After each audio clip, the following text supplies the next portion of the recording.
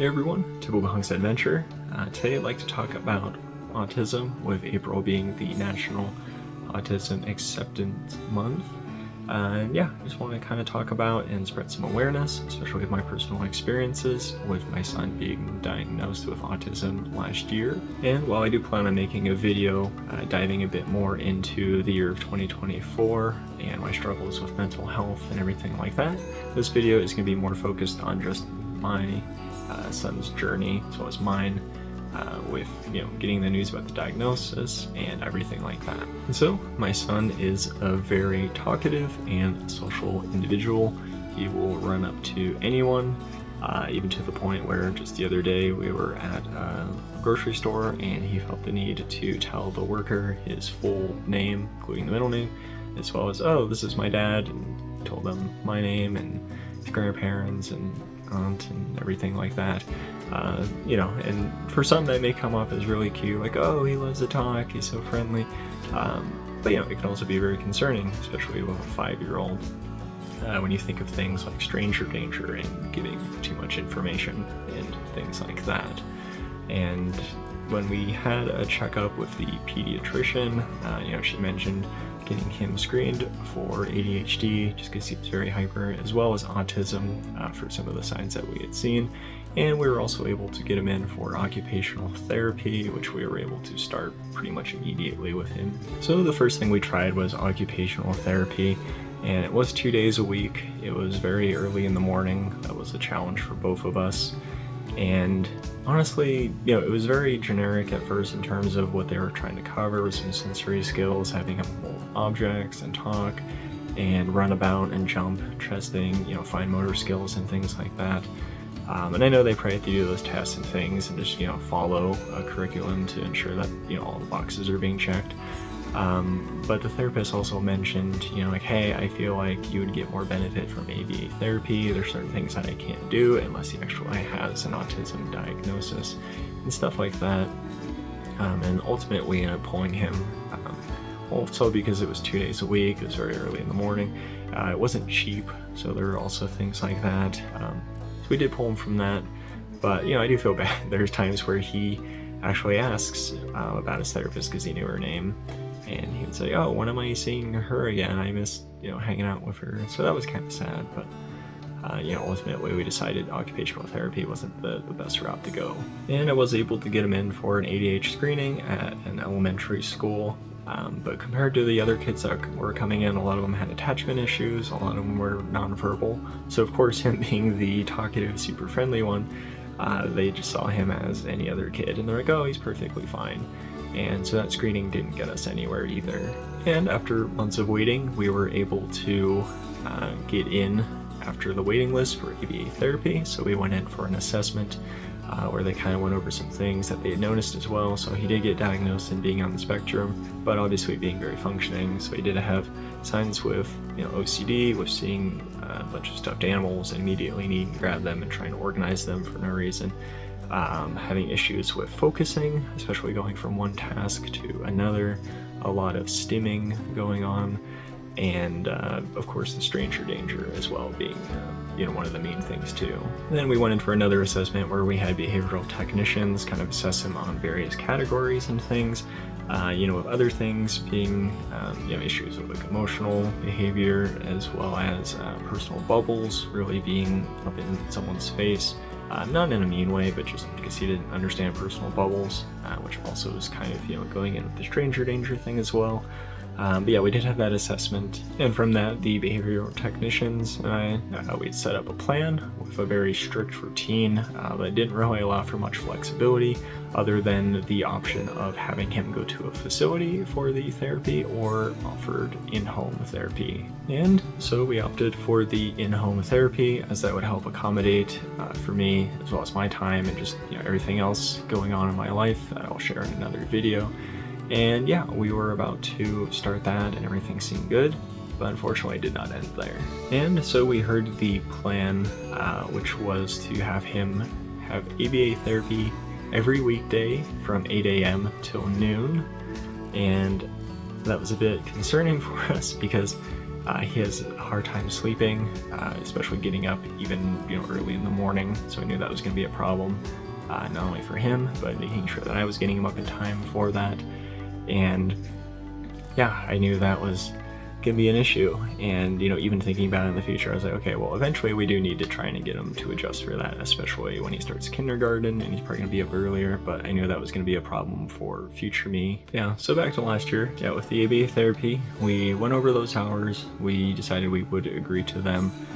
And we talked about the flexibility, which there really weren't. So if he were to miss hours for some reason, then he would need to make those up somehow, but the technicians had very set schedules, so that made it a little bit difficult, where maybe they needed to come on the weekend or something like that. But then there were also things where if you missed too many days, you would just be taken out of the therapy program altogether. And with all this going on, he was actually going to be starting preschool the week after he would have started the therapy. And I was just thinking about it because he would need to be there at 12:30, and if his therapy going from 8 to noon, it seemed like so much for a 4-year-old to have to take on. It was very overwhelming. I could only imagine for him. Now, of course, he didn't know any of this, but just thinking about his sleep schedule, how he was going to be groggy, and this was going to be every single weekday for 6 months of his life, where he would just be waking up that early, having the therapy, and then immediately needing to get to school. And also with being at school, he has chances of getting sick and then missing time. And that was one of the things with the therapy. If you're sick, you're not supposed to have the therapist there. So it's just gonna be inevitable that he's probably going to miss those. And then it's like, okay, do we have to fit those hours in somewhere on our weekend? So now we're doing that for the weekend, or maybe just gets dropped from the program. So ultimately that just didn't really sit right with me either. So with that in mind, before starting, like a week before, we decided to just cancel it. No strings attached. We decided it was best to drop him from even doing the ABA therapy, and honestly, I still feel like it was the best decision. Just having him go to preschool, just being a kid, experiencing it, for what it is. He's been doing great. He still is very sociable. He has friends. It's been great. There haven't been, too many incidents or issues at school. Now, of course, there are other kids there that, probably have some sort of autism or thing going on as well. So he's not alone in that, but I feel like it's better for him to just be in that natural setting. And there are things that we're still trying to work with him on, especially stranger danger, maybe ways to cope or tone down stimming so he's not fluttering his hands too much. Mainly in terms of like the personal space in the bubble that we're working on, right? As like another little kid, if someone's running up to you, flailing their hands everywhere, it may seem confrontational or something like that when he's just overly excited and happy. So things like that we are working on with. And then of course the oversharing. I don't just go up to talk to strangers. It's nice to say hi, it's very polite, but giving them your full name and everything like that probably isn't the best idea. And while there are mixed opinions on ABA therapy, one of the other things that kind of led to that decision was also just some of my own mental health crisis that I was going through, especially with my career, deciding if I really wanted to do it or not.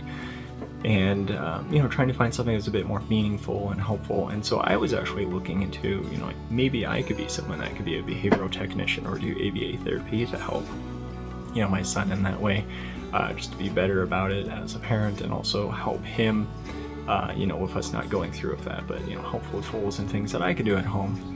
And I just remember looking into it a bit more. Like even the place that we're gonna have them go to actually had openings, and I decided to look into it in the job requirements, and there really weren't any other than just being 18 or having a high school degree or diploma or a GED, and everything else they kind of taught you on the job. And of course there are certifications you could get, but also paid for by the company. And then a lot of it was just having supervision hours of someone watching you, and then having that many, and then probably doing some kind of exam to, be board certified. And so with that, I kind of felt like it didn't really make sense for my son to go through, because anyone would just be in our house in terms of that, someone that didn't really have a lot of skills or qualifications, and they were probably just going off of someone else who did, and it's just like, here's some notes and things that we want you to do with this child, and then they would just go through this prompt and have them do the exercises, not necessarily helping in terms of, oh, what if the child does this or this and doesn't follow the script and things like that. And I just didn't feel like they were you know, well equipped in terms of that, possibly. And while I do get frustrated with him often, I do have to try and remember that his brain just works differently, and then also that he is just, you know, a kid. And for someone like him, one of the best things is just trying to keep a routine so that he, you know, is able to build that and understand that, and he, you know, has expectations and he knows what to expect in terms of certain things, especially if it's a bedtime routine that we're following, or, you know, getting to a certain place. And one of the books I've actually been reading is this one. It is How to Talk So Kids Will Listen, and Listen So Kids Will Talk. It's a great parenting guide for having effective communication strategies to improve child and parent relationships. The book provides practical techniques for parents in terms of engaging with their children, to have meaningful conversations about emotions and acknowledging their feelings, reducing conflict, and embracing cooperation. So, you know, there are different illustrations here to kind of show how to go about things, and then the book also may have prompts to kind of give a scenario, and then you can fill in what you might say in that scenario. Yeah, it's filled with real life examples, and then there are the illustrations and exercises, making it very helpful. So if you are interested in this book, I can link it down below in the description if you'd like to pick that up. But that's gonna do it for this video. As I mentioned, 2024 was definitely a roller coaster, not only with my son's diagnosis and then the assessments, and then you know, getting him to preschool and stuff.